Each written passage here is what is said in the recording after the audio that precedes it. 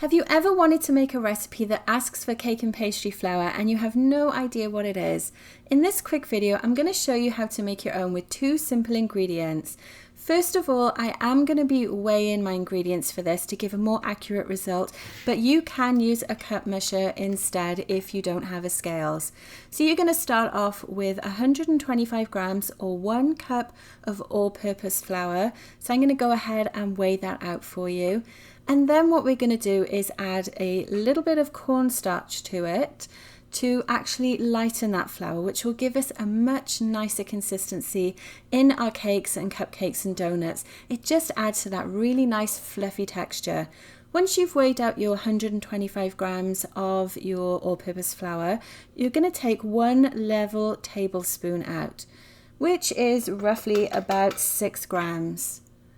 So you can see we're left with 119 grams here. I'm just going to pop that back into my flour container, and then I'm going to go ahead and grab that 1 tablespoon of cornstarch, which just happens to weigh exactly the same amount as the all-purpose flour. So that's going to be 1 tablespoon, which is also 6 grams of cornstarch.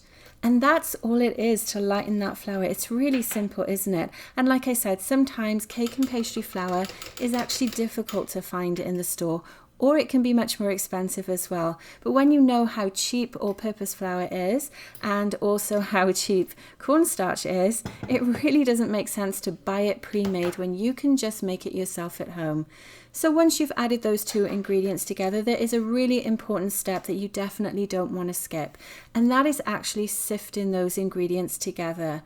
And I recommend that you do this 2 times to make sure that everything is fully incorporated. You want to make sure that cornstarch is evenly distributed throughout our all-purpose flour, just to make sure it's lightening the whole batch. And if you needed to make more than 1 cup of this, or more than 125 grams, just use the ratios in the recipe accordingly. If you need 2 cups, then you would double the amount of flour. So you would remove 2 tablespoons and then add back in 2 tablespoons of cornstarch. I hope you found that really useful. Check out one of these videos for a great cake recipe that you can use this in, and let me know in the comments if you're going to have a go at making this. Thanks for watching.